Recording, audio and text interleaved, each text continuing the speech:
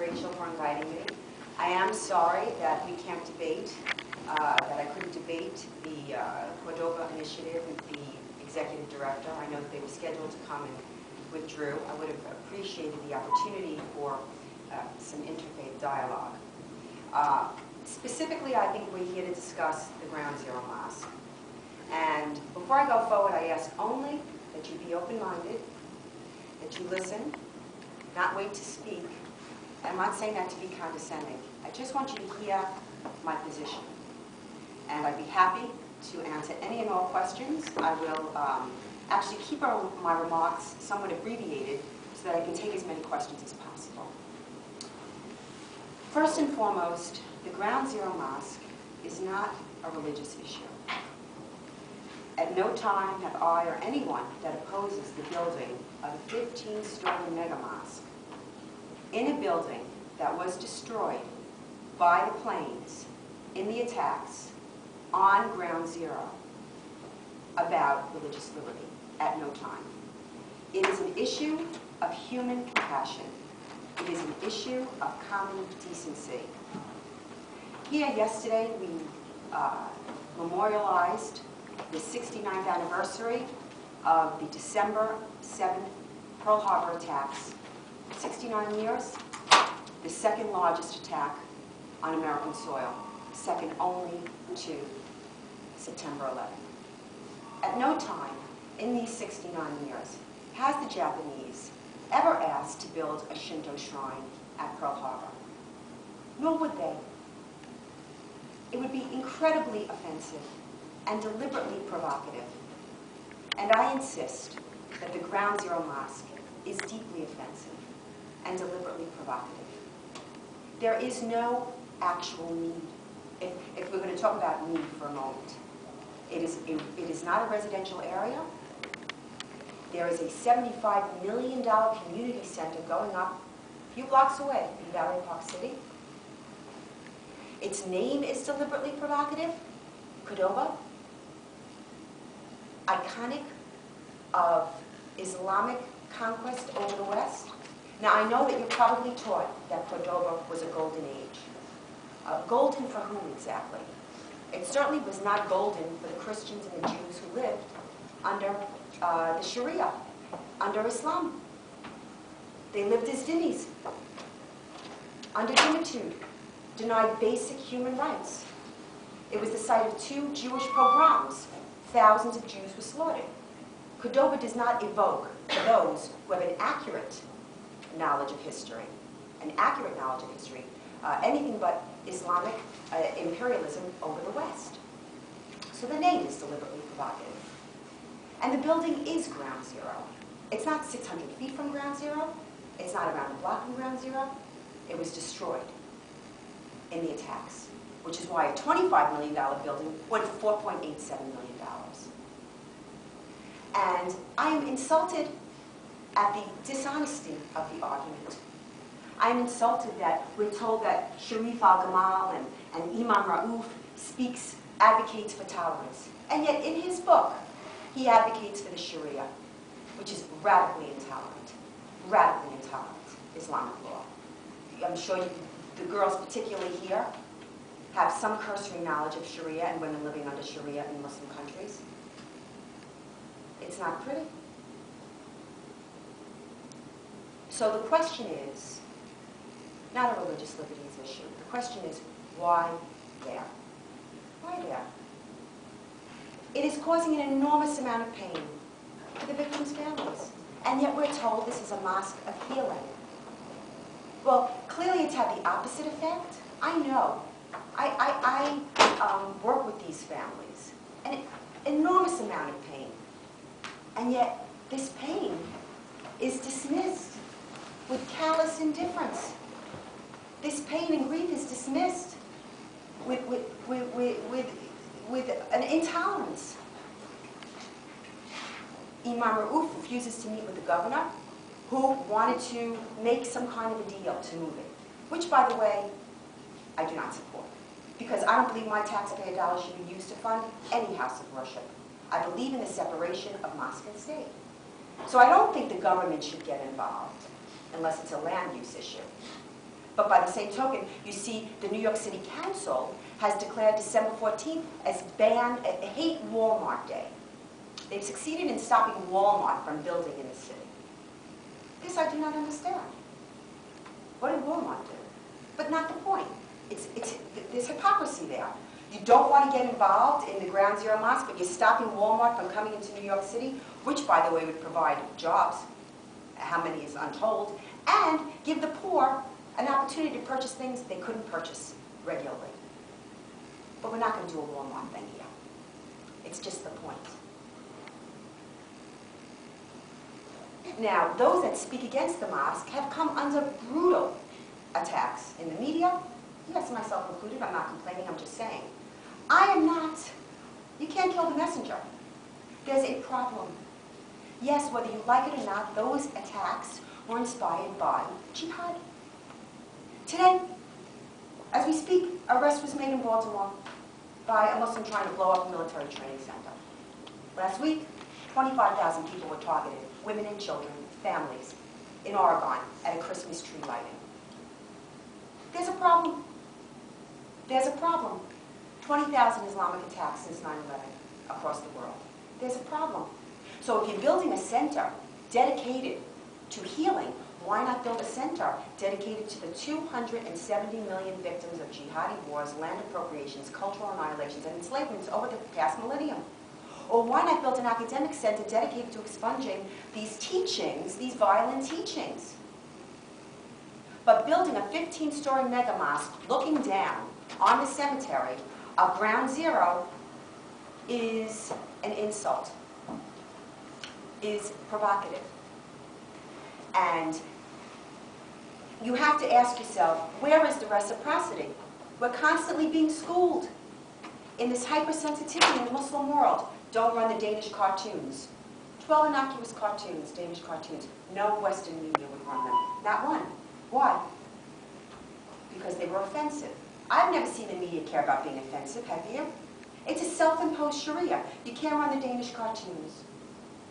You can't say the word Muhammad on Comedy Central on South Park. You can't put Muhammad in a teddy bear, a Huggy Bear costume. So one liberal, unknown cartoonist heard that story in Seattle and said, well, everybody draw Muhammad Day, not knowing what she was stepping into. Within 24 hours, she recants, Molly Norris. She recants, and still there's a fatwa on her head. Not only a fatwa, but she's had to go into hiding at her own expense. Lost her job, lost her name, lost her home, lost her life. You ever hear of Molly Norris? How many people have heard of Molly Norris? Okay. She should be the poster girl for free speech. So we're constantly schooled on this hypersensitivity in the Muslim world. Where's the reciprocity? This is offensive to non-Muslims and Muslims of conscience. I have many Muslims write me that say it's a bad idea. That's it.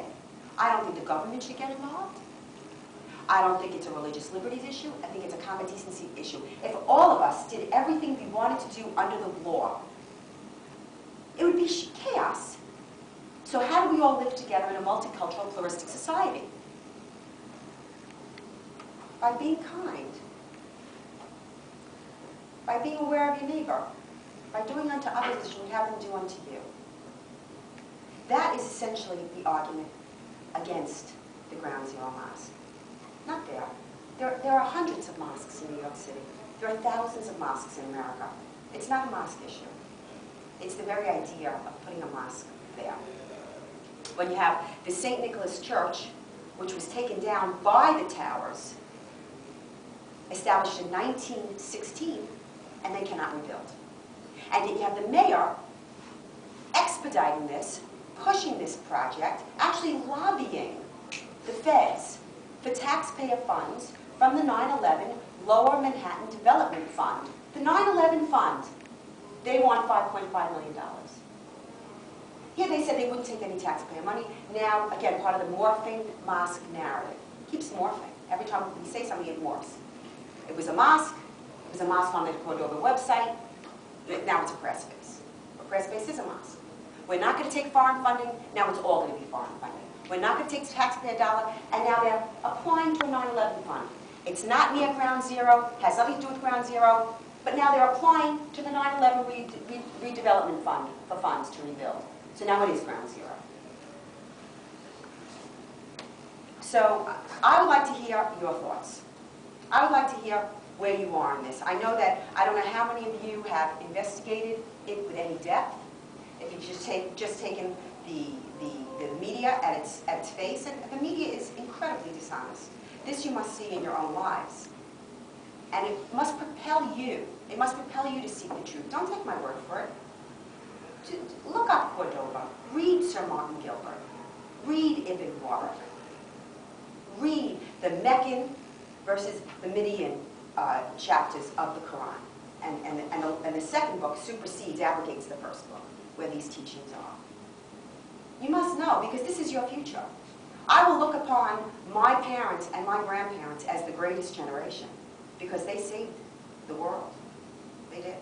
I don't know how you're going to look at your parents, and I don't know how your children are going to look at you, but it's something to think about, because things are happening. Big things are happening. Nothing happens for decades, and decades happen in a day.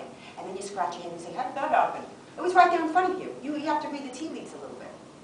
But the two-story mosque at Ground Zero will be Mecca on the Hudson, because it is an Islamic pattern to build triumphal mosques on the cherished sites of conquered lands. Thousands upon thousands of triumphal mosques. The most obvious, the most egregious, in my opinion, was the first temple, the holiest site in Israel, the very first temple, King Solomon's temple. First temple and second temple. They built the Dome of the Rock right on top. The Jews can't pray there now.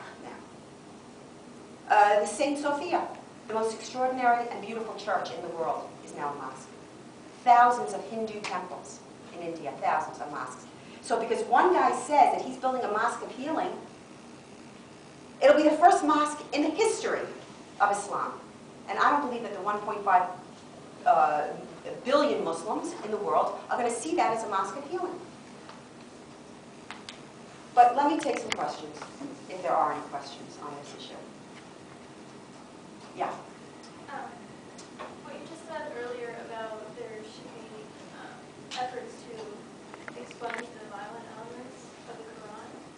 How do you feel about the violent elements that exist within the Bible? Because, you know, if you've ever read Revelations, if you've read the book of David, Leviticus, you'd be hard-pressed to find something more violent in terms of how Christians should relate to other people. So if you're for this sort of censorship of the Quran, why is there not this push for the censorship of the Bible? And I don't really know much about the Torah, so I'm going to say something about that. But, Did everyone hear her question? First, let me say this.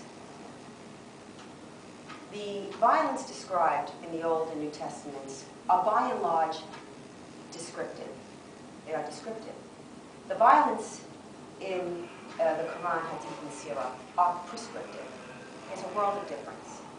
Now, if we move out of the realm of just talking, and you look at concretes, because as much as you're taught based on assumption, concretes, reality, is really all that counts.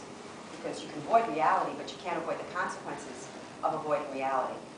And I don't see Christians killing in the name of Jesus on a daily basis.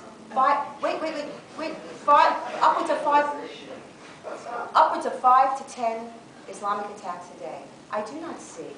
I don't see it. And I don't see the Jews doing it either. I mean, I'm talking about actual people being slaughtered. I'm talking about genocide. I'm talking about Christians in Indonesia and Thailand and the Philippines and Ethiopia and Somalia and Lebanon and Israel and Europe.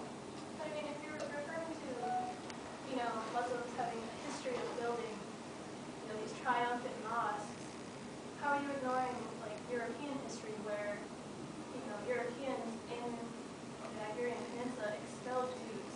Yes. And they expelled Muslims. Yes. So, to me, it seems that they both have this sort of history of, I mean, I don't know, but... No, I understand, like and I agree with you. And there is egregious acts in history. But those are the last wars. Right now, we're living in this period right now. And right now, there is a war on the West. There's a war on the West. Now, it may not be presented to you that way. You have to be maybe like Helen Keller and they move the furniture a little bit. You're going to have to sort of read the tea leaves. There is a war on the West.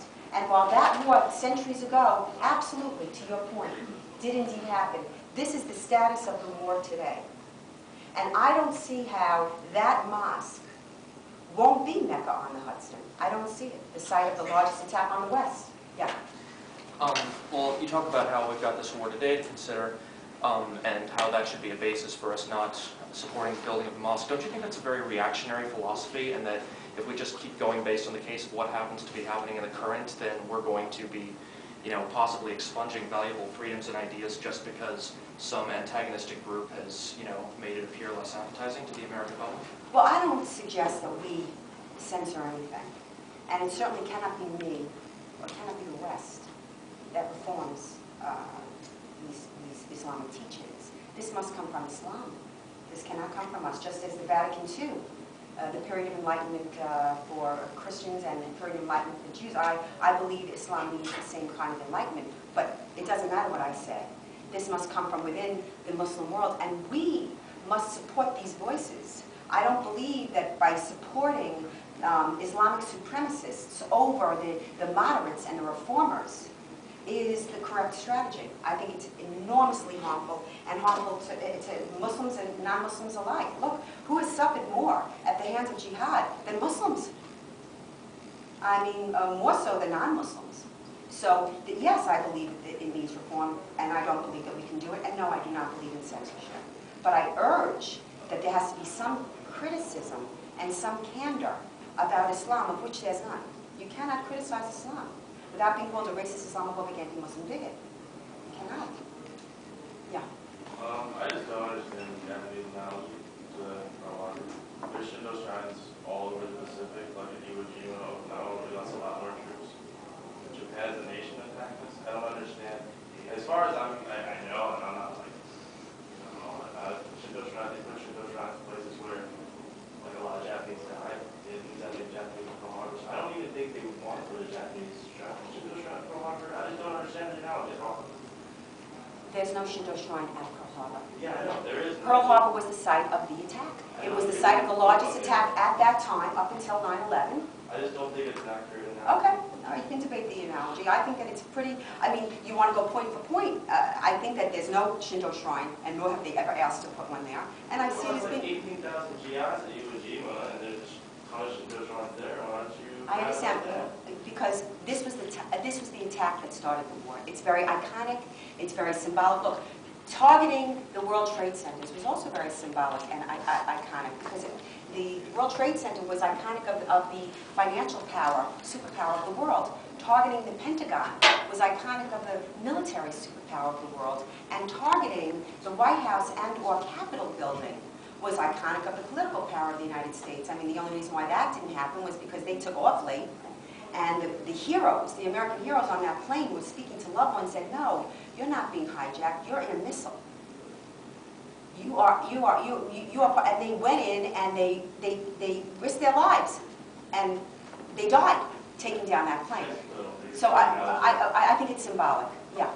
Okay, so you said that it shouldn't be, the Islam Center shouldn't be there, so what distance do you propose to be acceptable? Anywhere else. Like 5 blocks away is fine? Anywhere else, not in a building that was destroyed at Ground Zero. It's just very insulting. And to pretend that it's not, or to say you don't get it, I mean, it's just, it's logical. It just doesn't belong there. And I think, look, a piece of the landing gear was in that building up until I guess 10 or 12 months ago. The human remains were in there. It's really terrible, yeah. I mean, we have churches in African American neighborhoods where the KKK, a Christian terrorist group, killed people. I don't really understand the difference. The KKK is not a religious organization. Yeah, they perform Christian terrorism. They burn crosses. They are not a Christian organization. They are not doing what they're doing in the name of Jesus. They're not screaming, Jesus is greater as they're killing people. They're not. I certainly wouldn't suggest putting a KKK shrine on 16th Street by where those black children were killed. Certainly not. And I wouldn't. I would be just as vocal against it. But it's not a religious issue. Yeah. I really want to understand the argument you're making, and I don't understand how. I feel that you're equating all Islam with extreme Muslim terrorists, and can you explain to me how, if you do believe that they're different? Well, they are different. Yeah. As many of the Muslims that have written to me saying that they believe it's a bad idea. It's a bad idea. I mean, they're going to build it, just so that you know. They're going to build it. But it's insulting, and it's offensive to build a shrine to the very ideology that inspired the attacks of 9/11. And many Muslims understand this. They don't think it's a particularly good idea. I mean, all of this discord and disunity is a result of this idea. What was the point? What was the point? And then you have, on many of the audio tapes that I got, you have Imam Rauf extolling the work of Sheikh Qaradawi, a notorious anti-American, anti-West, anti-Semite. Is this who we're going to have speak at the Islamic Center? Sheikh Qaradawi? I'm just telling you, you're going to remember this particular moment. It's a bad idea. Yeah. So you say you're not anti-Muslim. I was wondering, do you think that there's a problem with like anti-Muslim movement in this country? And particularly to do with the Ground Zero mosque.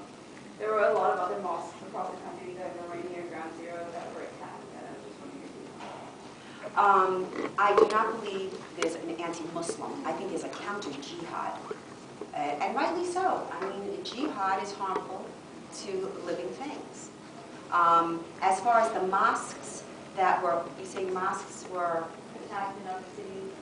I have to say, just so that you know, according to the latest FBI report, hate crimes against Muslims is at its lowest since, this is, check, everybody check everything that I say. I insist, by the way. FBI report, latest report, anti-Muslim hate crime is at its lowest since 9/11. Versus anti-Semitic attacks that are 10 times higher, record highs. I don't believe in hate crimes, just so that you know. Vehemently against all crime, and think it should be prosecuted to the fullest extent of the law. By the same token, I don't believe you should prosecute for hate crimes. I don't. I think that crime should be prosecuted, but what is a hate crime? What is a hate crime? You're calling somebody a name? Look, at the end of the day, okay, it's an encroachment on free speech. If somebody does something illegal, they should be prosecuted to the full extent of the law. But who decides what's hate speech and what's protected speech? Look, it's easy to protect the speech that we like. It's easy. That's a no-brainer. It's the speech we don't like that needs protection, because then who's going to decide? Who's going to decide what's good and what's forbidden?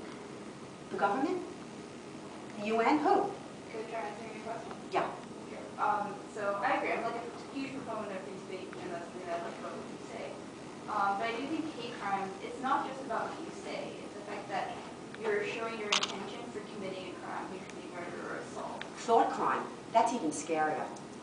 No, but I'm saying if you actually commit the crime, if you If you actually commit the crime, you should pay the highest penalty against. If you commit a crime against a person, a society, property, there must be a often hate crimes are to send a message to a larger group. You know, like if you're attacking Muslims, it's not only that you're murdering a Muslim, you're doing it to show that other Muslims behave the same way, that they're going to get the same treatment. It's a message. If a Muslim or a Jew or a Christian or a Hindu or a Zoroastrian is attacked, they should be prosecuted to the full extent of the law. Period. You don't think there's something more sinister in trying to send a message? And No. I mean, look, if a girl is called fat, I think that's a hate crime. I'm serious. If a girl is called ugly, where are you going to draw the line? I'm saying there's a difference between, I understand what you're saying about speech, and that calling a person fat is the same thing, but I mean, there's something different when you attach an intention to an actual violent attack. When the actual violent attack must be prosecuted to Yeah. the full extent of the law. And if there's a conspiracy to commit some kind of illegal act, oh yes, conspiracy is against the law. If there's a real conspiracy, I mean, yeah. Yeah.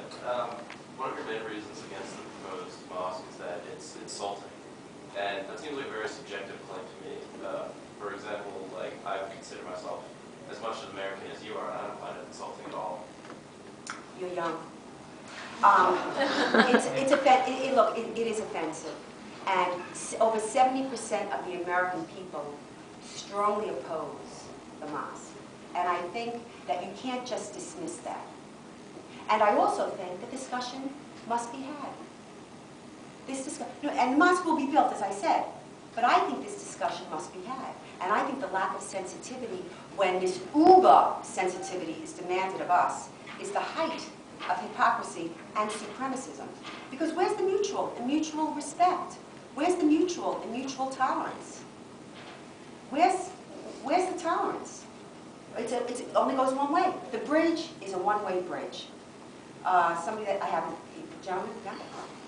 If I may use some of your own language, Yeah. if we were to stop building mosques, who is it that would decide what exactly is offensive and what inoffensive?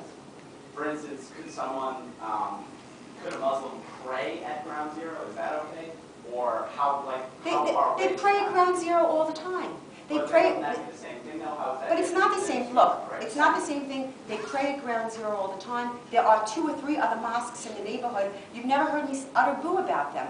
A 15-story mosque looking down. So who decides at what floor level it becomes offensive? Looking down at Ground Zero. A mega mosque is offensive. I mean, you can make the joke of it, but the fact is a giant mosque at Ground Zero. I mean, we can sit here and, analyze the nitty-gritty, but a 15-story mosque at Ground Zero is deliberately provocative. And yes, it is an act of conquest, particularly when you come up against all of this opposition and you will not even consider it. You will not meet with the 9/11 families. You will not meet with the governor. This is supremacism. I mean, we're always talking about dialogue. Only one way. Anyone that hasn't asked a question, then I'll be happy to go back to repeat. Gentlemen? Yeah, I'd agree with a lot of your logic about You're next. I didn't see your side. just about your free speech and hate crimes and cultural facts. But I feel like it's a little hypocritical to not then apply that to the mosque at Ground Zero. More specifically, I sort of mean like just you want, say, like the KKK. I mean, so basically, if the KKK moved in across the street from like the NAACP, that would be uncomfortable. But you argue that like free speech is so important. I mean, don't you think that once we start deciding who is allowed to be where, then it's sort of just a slippery slope, and we can sort But of. we do decide, don't we? You, in the way you're depicting the KKK with the snicker across the room, have decided about the KKK. You've made a judgment. And how was the KKK really defeated? I will tell you how it was defeated. Society pariahicized them. At the turn of the 20th century, I don't know the exact statistic, but it's very high for the number of 1 out of 4 or 2 out of 8 when Americans were members of the KKK. And then when their acts became more well-known, society pariahicized them. Society relegated them to the very fringes of decent society. And so now when you say KKK, everyone's like, oh, Snickers, terrible. Well, I think that jihad should be relegated to the very fringes of society, not building 15-story shrines looking down on the attack, the greatest jihadi attack on the West in history. I mean, it just seems like on one hand you're saying 70% of Americans are against the mosque. Oppose it. Okay, so they oppose the mosque, and because of that majority, that's enough to say that it shouldn't be built. Whereas I could say that equally 70% of Americans could oppose the KKK, but they are allowed to build something near NAACP. I mean, it seems like specifically. They are allowed to build a mosque. Okay, but so you seem less upset. So about you the expect KKK more building. sensitivity from the KKK than you do from the Ground Zero Mosque? I expect equal sensitivity, and it seems like you're targeting. No, I don't expect sensitivity from the KKK. I don't expect sensitivity from them. I think that they're a vile society.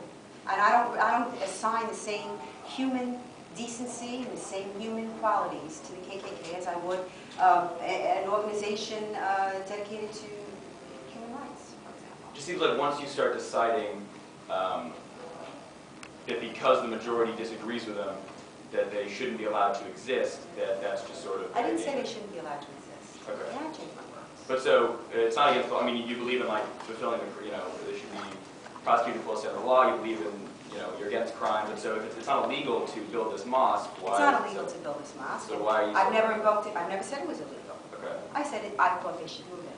And I know that there are the powers that be, like Patterson and many members in government, who helped them do it. I mean, Donald Trump offered them a $1.5 million or $2 million bonus to move it. The way they're digging in their heels, I think, is wrong. I don't think it should have gotten to this point, to be honest with you.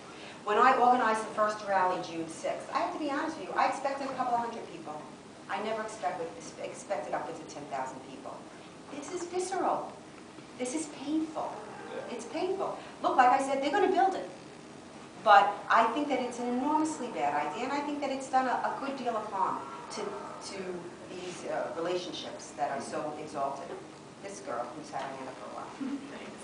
Well, I guess I just see a contradiction even in your own internal logic. Like earlier in your presentation, you said that, like, we'll not girl with the whole draw Muhammad Day, and that we should like protect her speech even though people thought that it was offensive, and that like maybe the most like hateful, vile speech should be protected even though it might be offensive to like everyone. But your argument is essentially that the mosque is offensive to you, and so it's not like. I'm not asking, is it truly offensive or is it not, but like why in this case, of what you see as like the most offensive possible sign of religious expression, should we still not uphold the right to religious freedom that you invoke in free speech? I do uphold the right to religious freedom. No, I know, but I mean like you're actively starting a campaign to say that they shouldn't be allowed to worship there, or that they shouldn't choose to worship there. They should move the mosque. It's just essentially that they should move the mosque. They don't have to.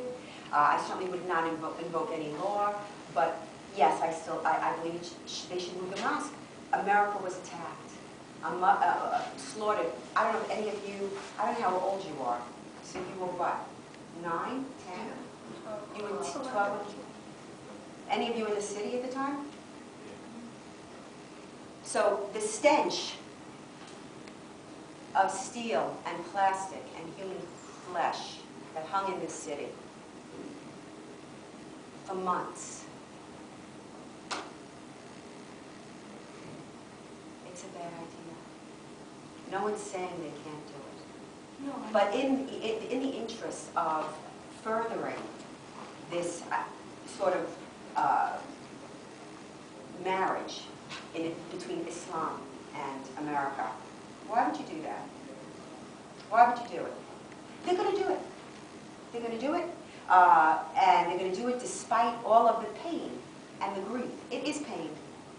It is. It's a very, very painful idea. And that they wanted to break ground on September 11th. That they're calling it the Cordova. I mean, this is just one club to the head, club to the heart, after another. And I guess I don't know if it's laudable to fight for this right, but I just find it so inhumane. That's it. That's where the argument stops at that. And it's not as if they've made an attempt like, oh, we didn't know it was going to hurt so many people. We'll move it. So many opportunities to move it, and they have not even met with the governor. They haven't even considered it. Why? Why dig your feet in, dig your heels in like that? I mean, if the shoe was on the other foot and this was America, I mean, I imagine that you would be excoriating America for not being sensitive to X, Y, or Z. But this blanket, this tacit sanction of so radical and extreme an ideology, it surprises me that the young carries the water for so radical and extreme an ideology. It does, because you're supposed to be, the bearers of all things liberal, freedom, and so on. Yes? We've talked a lot about the West as sort of this like group of nations or whatever. Do you think that that's a good distinction to make still, like in terms of America trying to, cooperate and,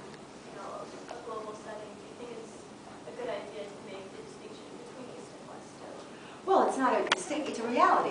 Western values are a reality.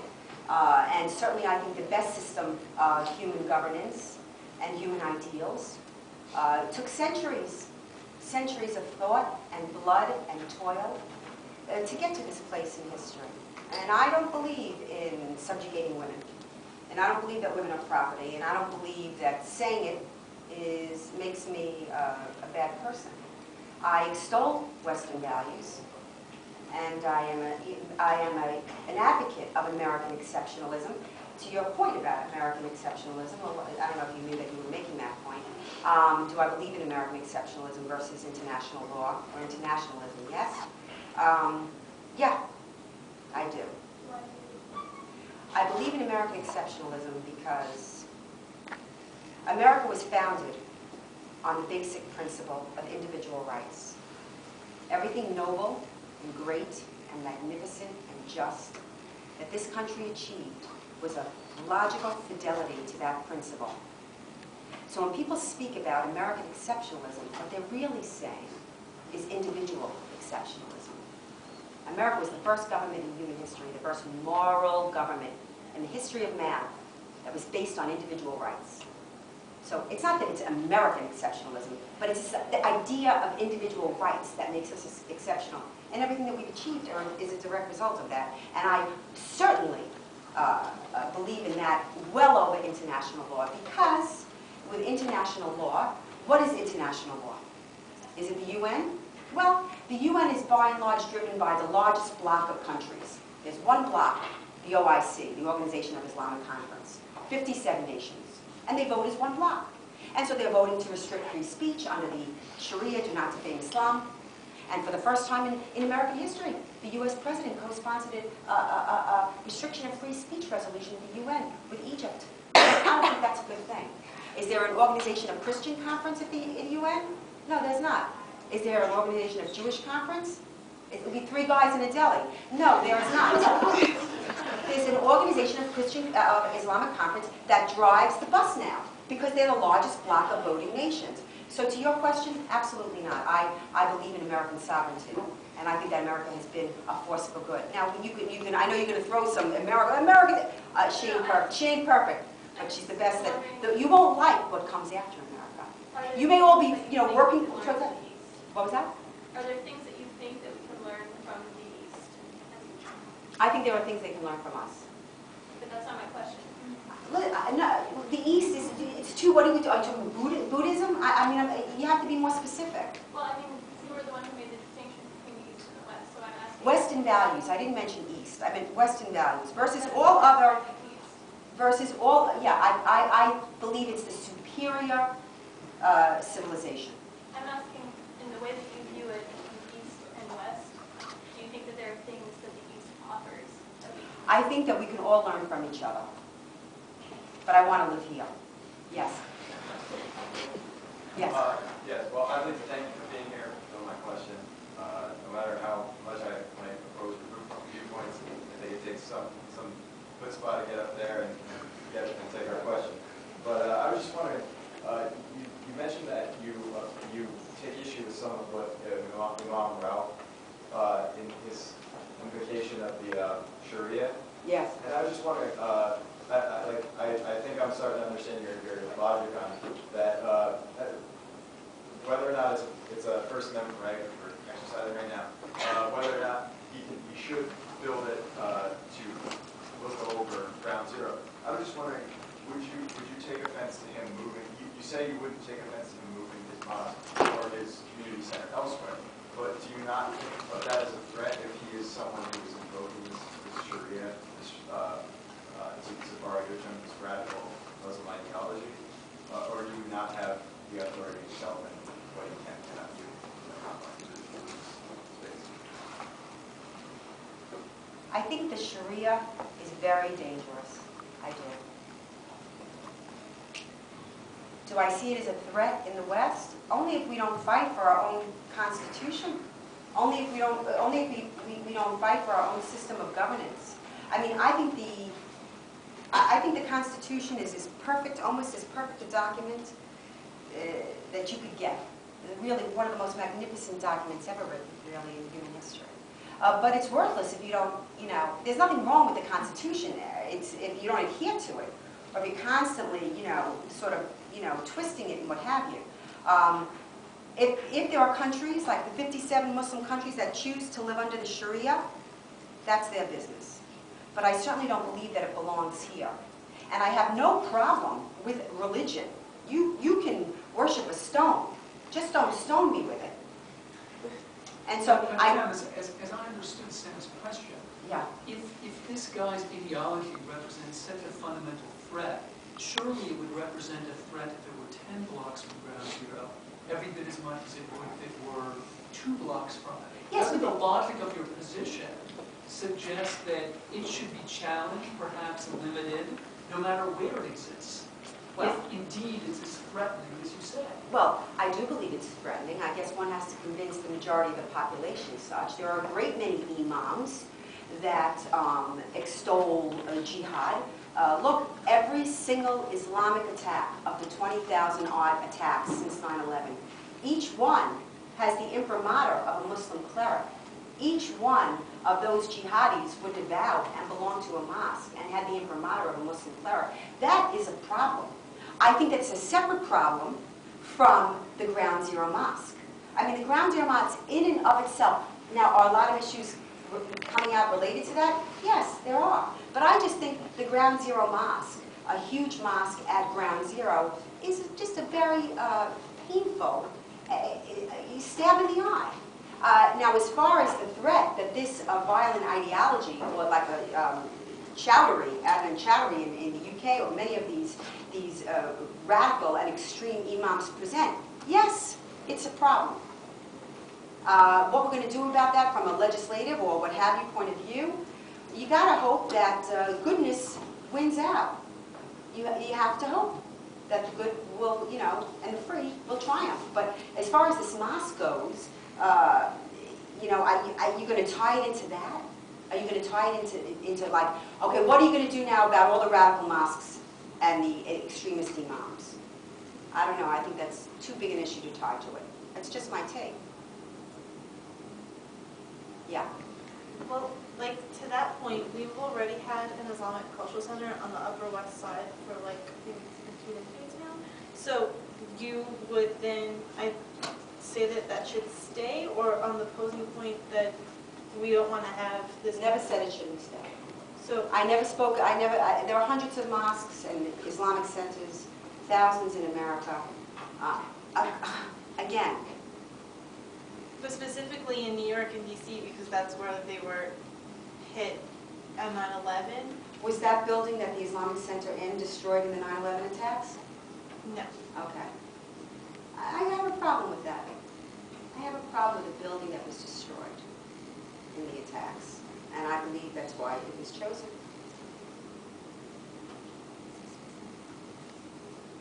In the back to the left.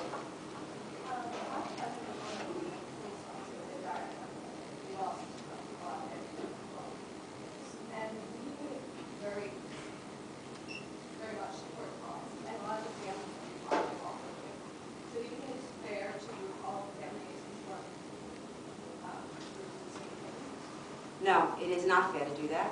I mean, I happen to know from an internal poll, which probably your family members took part in, a 9/11 family member poll, the large majority opposed the mosque. Clearly, there are going to be people with all different opinions. There's no question about it. And as I said, this is just a human relationship issue. And they have the support. You see, Imam Rauf is up for Time Magazine's Man of the Year. Sharif Al-Gamal, who, was a waiter a couple of years ago, has no money, has defaulted on not one, but 2 bank loans. He's NBC's Person of the Year. So clearly, you have the controlling, the information controlling force behind the mosque. There's no question about it. But you are allowed, you're entitled to your feelings. You are entitled to be heard. You're entitled to your grief, particularly after that day. Yes? So your main point is that the mosque, where it's being built, is sensitive to families and It's provocative, yeah. Yes, okay, so can I ask about the bus ads that you put on NYU buses? How is that not offensive?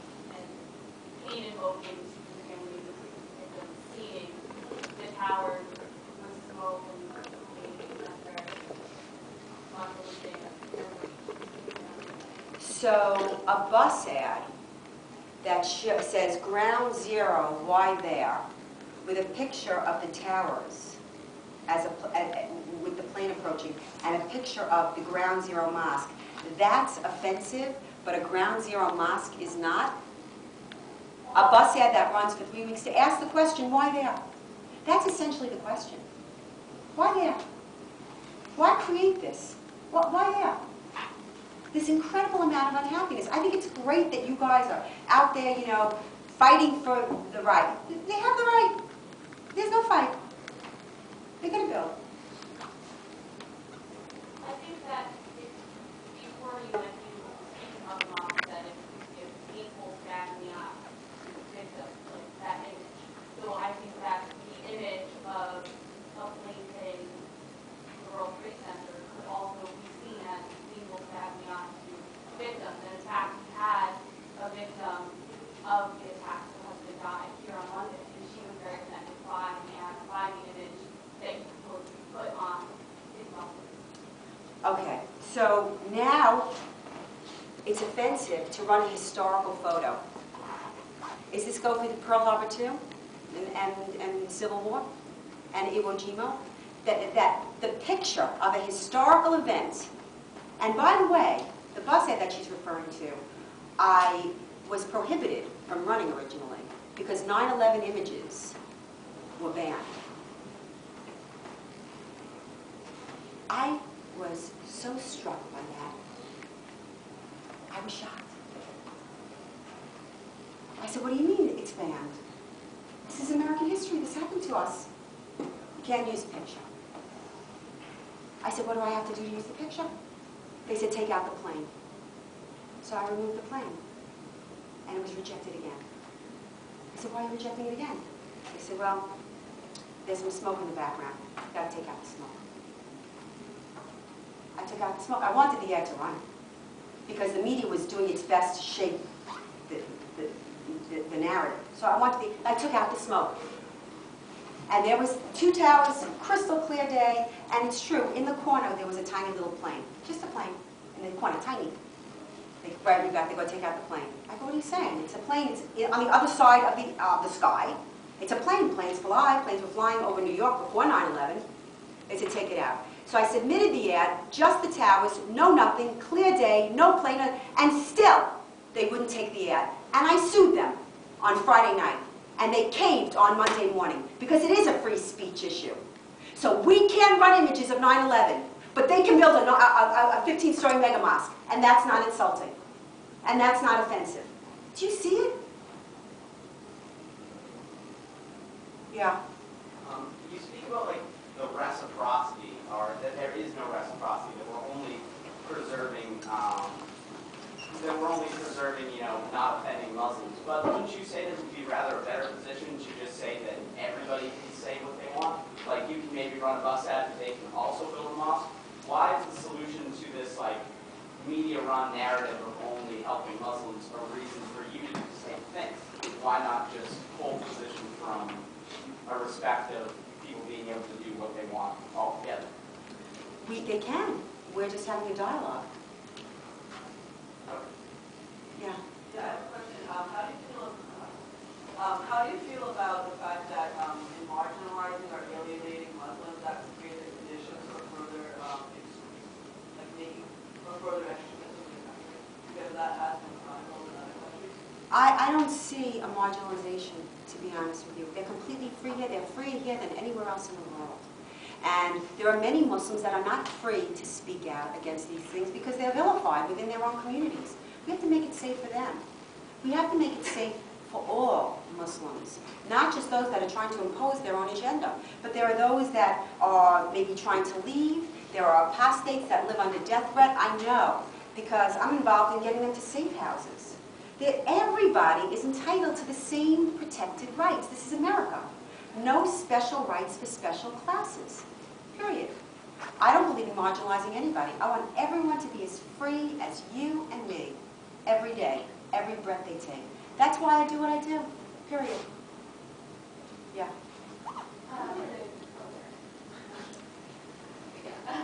Just like a minor question. You talk about like individual rights and how our country kind of preserves that. Do you see that only happening in this country? Like, how about like our international relations policies with the Middle East, our like support of dictators, our coups on people that did impose policies that may have not been pro-American, but they were supported by the majority of people? Well, I am an individual rights advocate, so you will not hear me supporting America supporting dictators, regimes. I do not believe in foreign aid to countries where it just lines the pockets of the fat cats and it never gets to the people. And I couldn't agree with you more. We should not be giving aid. What we should be doing, and what you should be doing, and what the Peace Corps should be doing, is teaching political freedom and teaching individual rights. And that's what we should be exporting. And so, to your point, I thoroughly agree. Thoroughly agree with you. And I think we need a major shift in our foreign policy motives. And so, you won't get any argument from me there, none whatsoever. Yes? You said the mosque is going to be built, definitely, and kind of there's no fight. So going forward, kind of what is your end goal? Well, if it's definitely going to be built, like, yeah, I think it's kind of questioning why. I think it's going to be built, but we're going to voice our opposition. I mean, next December 14th, the New York City Council has declared Hate Walmart Day. This is the New York City government. Has declared Hate Walmart Day, and they're holding hearings, and we will be at that hearing. And we will be protesting the mosque at that hearing, where you're being completely hypocritical. You won't get involved in the mosque, but you're stopping Walmart. There's a Kmart at the Penn Station, there's a Home Depot, there's a Lowe's, but you're banning Walmart. Now, I don't own stock in Walmart. I don't know anybody at Walmart. I don't care about Walmart.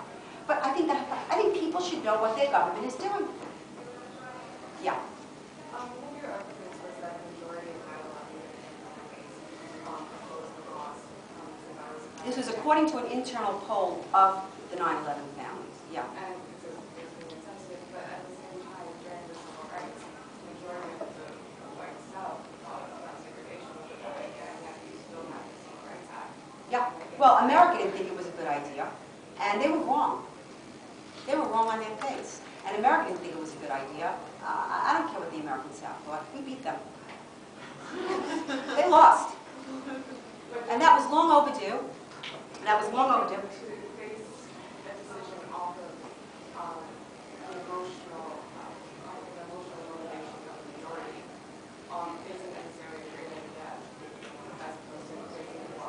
Oh no, I agree. I totally concur.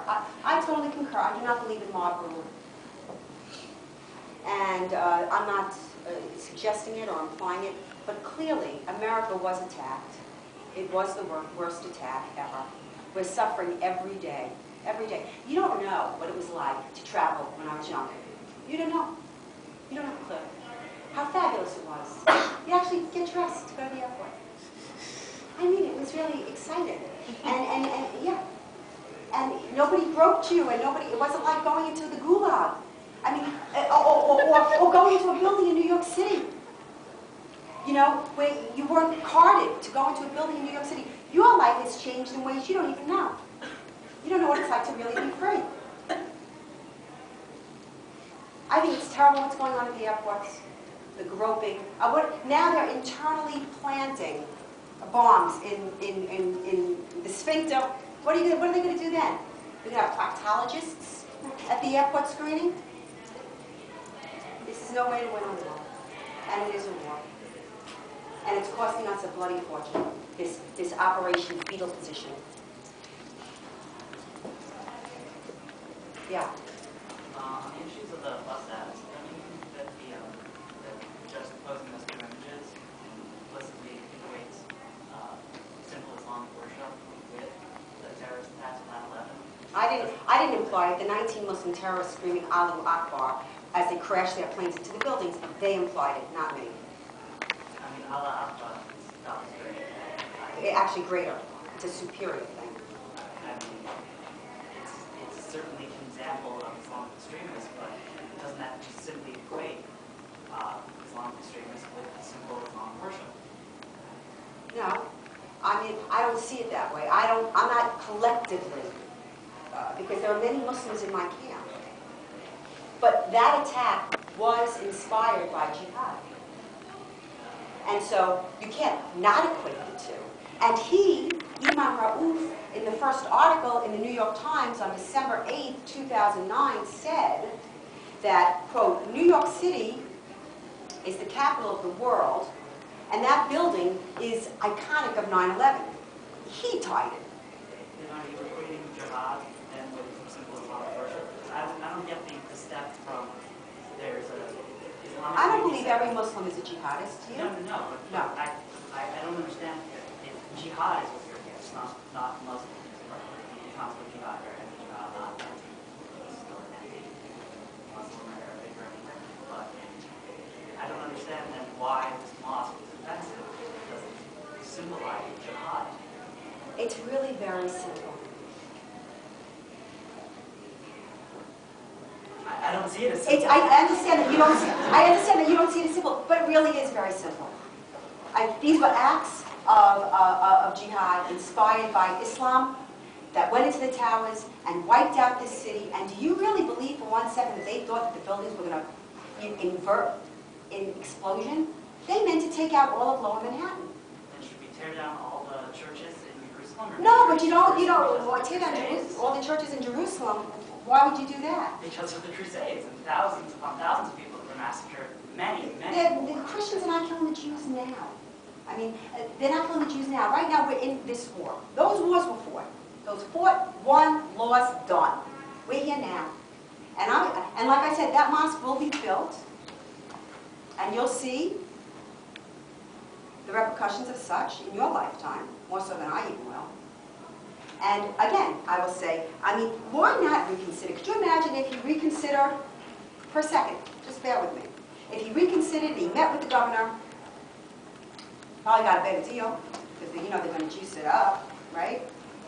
And that would have been that. And how much goodwill would that have created?